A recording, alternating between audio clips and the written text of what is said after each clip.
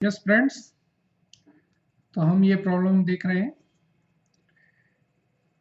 इसको सॉल्व करेंगे। ABC Limited recently began production of new product M, which required the investment of rupees 16 lakh in assets. The cost of producing and selling 80,000 units of product M are estimated as under. ये cost दे रखी है 25 रुपए की, fix cost दे रखी है 12 लाख की। ABC is currently establishing a selling price of product M. The president of ABC Limited has decided to use the cost plus approach to product pricing and has indicated that product M must earn a 10% rate of return on invested assets. Determine the amount of desired profit from the production and sale of product M. Assuming that the total cost concept is used, determine the cost per unit, the markup percentage and selling price. Assuming that the product cost concept used, ये सभी के लिए दिया है। फिर assuming the variable cost concept used, assuming that the current year the selling price, okay, फिर यहाँ से क्वेश्चन अलग है। तो आपको ये क्वेश्चन बड़ा सिंपल है, डिफरेंट तरीके से इसको हमें प्रेजेंट करना है। ठीक है, देखेंगे कैसे होगा ये।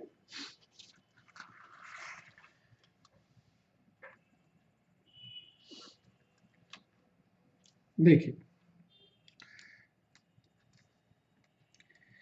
हमारी जो टोटल एसेट्स लग रही हैं वो कितने की लग रही हैं? 16 लाख रुपए की दी है क्वेश्चन में। 16 लाख रुपए की हमारी एसेट्स है और जो डिजायर्ड प्रॉफिट है वो कितना है?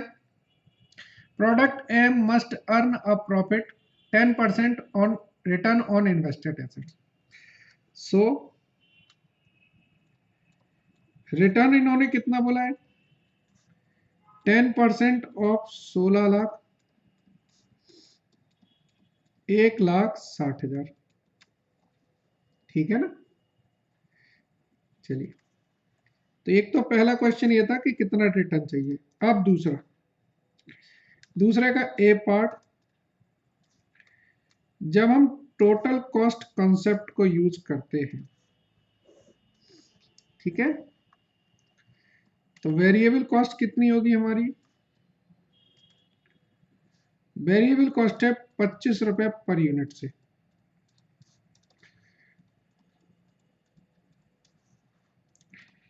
फिक्स कॉस्ट कितनी है? फिक्स कॉस्ट हमें दी है 12 लाख रुपए। Total cost 32 lakh. प्रॉफिट हमने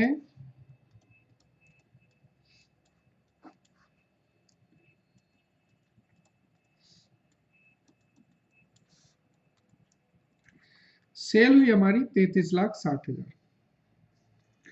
सो कॉस्ट पर यूनिट कितनी होगी?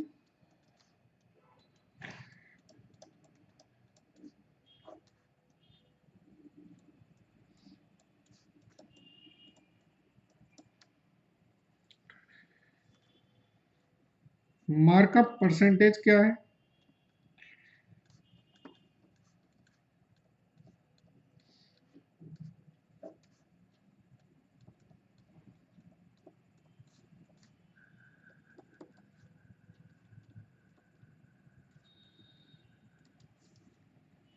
And selling price per unit कितनी है?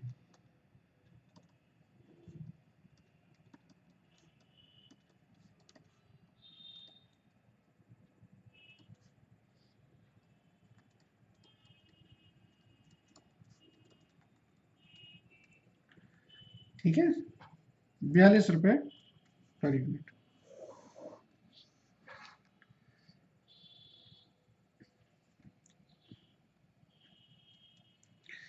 बी पार्ट में इन्होंने क्या बोला था? देखिए, इन्होंने बोला product cost concept is use. Product cost का मतलब है अब सेलिंग नहीं आएंगे।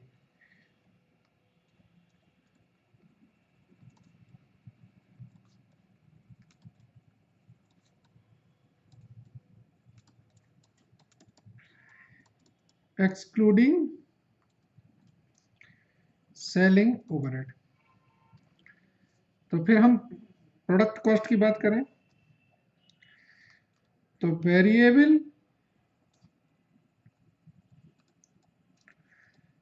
प्रोडक्शन कॉस्ट ये हमारी है 20 रुपए से,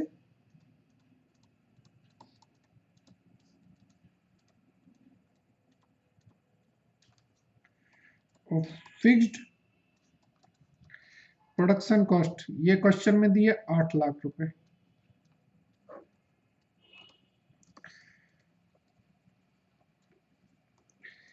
ये हमारी आई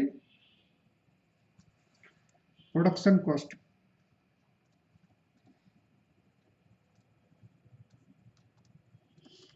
प्रोडक्शन कॉस्ट हो गई हमारी 24 लाख की। सो कॉस्ट पर यूनिट क्या होगी?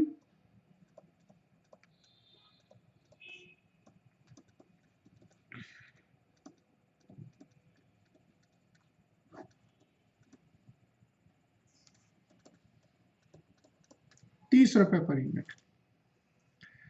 अब हमें चाहिए मार्कअप परसेंटेज।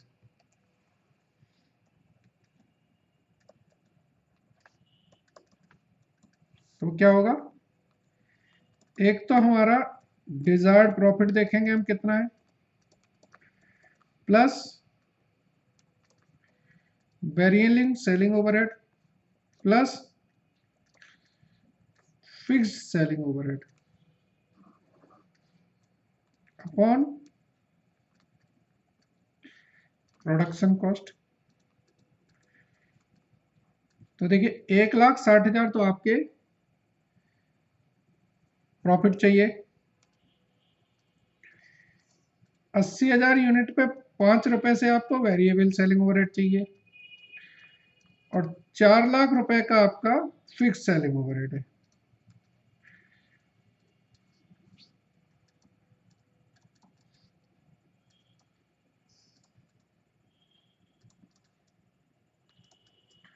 तो मार्कअप क्या निकला? 40% ऑफ प्रोडक्शन कॉस्ट। ठीक है ना? अब हम करेंगे सेलिंग प्राइस।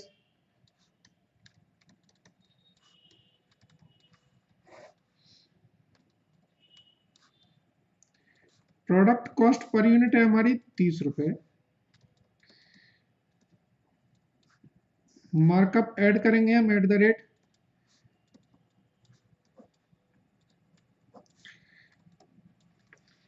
ध्यान रखिएगा सेलिंग प्राइस कभी नहीं बदलेगी, सिर्फ प्रेजेंटेशंस बदल जाएंगी।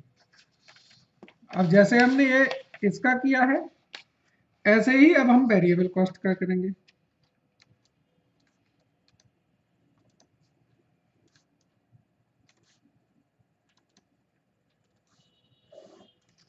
तो हम कहेंगे भाई वेरिएबल कॉस्ट कितनी है? 25 रुपए पर यूनिट। ठीक है ना? दैट इज 25 इंटू 80,000, 20 लाख रुपए। फिक्स कॉस्ट कितनी है? 12 लाख। और मार्कअप कितना चाहिए मुझे? नहीं, डिजायर्ड प्रॉफिट कितना चाहिए?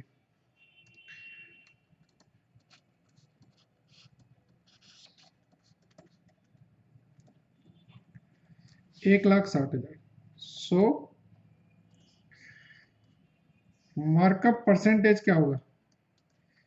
1,60,000 तो मुझे फिक्स कॉस्ट के लिए चाहिए, सॉरी मार्कअप के लिए चाहिए, और 12 लाख रुपए मुझे फिक्स कॉस्ट रिकवर करना है। तो 13,60,000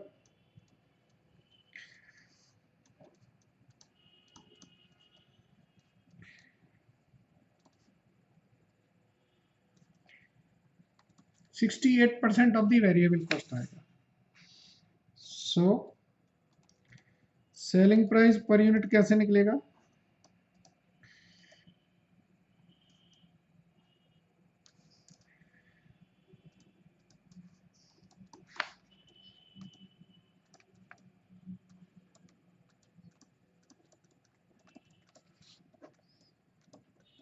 सेलिंग प्राइस आई आपकी 42 रुपए, ठीक है ना।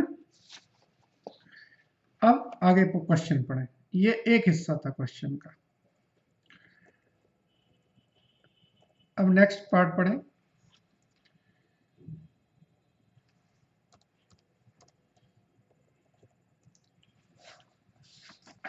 क्या बोला है जरा देखिए।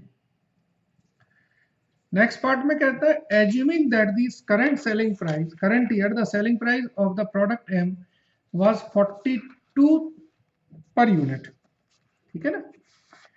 To date 60,000 unit have been produced and sold, and analysis of the domestic market indicate that 15,000 additional units are expected to be sold during the remainder year। यानी कि 60,000 हम बेच चुके हैं, 15,000 और बेचेंगे तो 75,000 बेचेंगे। टोटल हमने ये सारी वर्किंग 80,000 के लिए की थी। Recently, ABC Limited received an offer from XYZ for 4,000 units of product M at rupees 28 each। XYZ Limited will market the unit in Korea under its own brand name, and no additional selling overhead, selling administrative expenses associated with the sale will be incurred by ABC Limited। Underline करें इसे। The additional business is not expected to affect the domestic sale of product M। The additional unit could be produced during the current year using existing capacity। Prepare a differential analysis report of the proposed sale, and based upon differential analysis report should the proposal be accepted। ठीक है, कहना ये चाह रहे हैं कि sir हमारी जो कैपेसिटी है वो अभी हमारी 5,000 यूनिट बची हुई है। कैसे, बता देते हैं।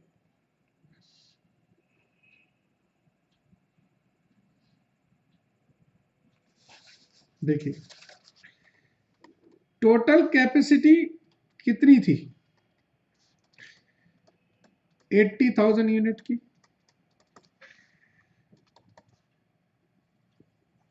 यूनिट सोल्ड कर दी हमने 60,000। एक्सपेक्टेड टू बी सोल्ड कितनी? 15,000। तो अनयूटिलाइज्ड कैपेसिटी मेरे पास कितनी है? 5,000 यूनिट्स की। ऑर्डर साइज कितना है? 4,000 यूनिट का। तो कैपेसिटी तो कांस्टेंट है नहीं, कर सकते हैं। That is order can be executed from existing capacity. तो अब हम बनाएंगे स्टेटमेंट ऑफ डिफरेंशियल, क्या बोला था इन्होंने? Differential analysis.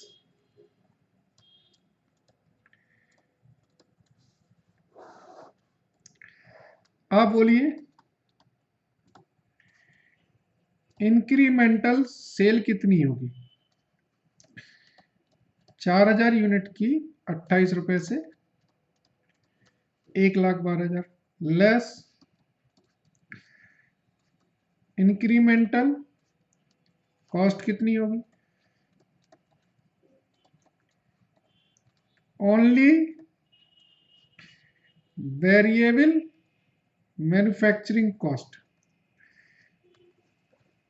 20 रुपए क्यों लिया हमने? भैया सेलिंग ओवरहेड नहीं लगने इसमें कोई भी।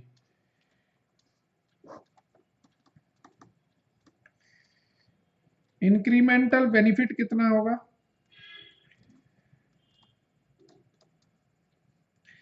क्यों? फिक्स्ड ओवरहेड तो लगेंगे नहीं। सो ये तो आंसर ए हो गया। as the order resulted a positive incremental benefit of 32,000, company may accept the order. Company order accept कर सकती है। ठीक है ना सर? तो यही उन्होंने क्वेश्चन में पूछा था कि आप बताइए क्या करना चाहिए, कंपनी को ऑर्डर एक्सेप्ट करना चाहिए कि नहीं करना चाहिए। तो आपने क्या बता दिया कि सर बिल्कुल करना चाहिए, करिए।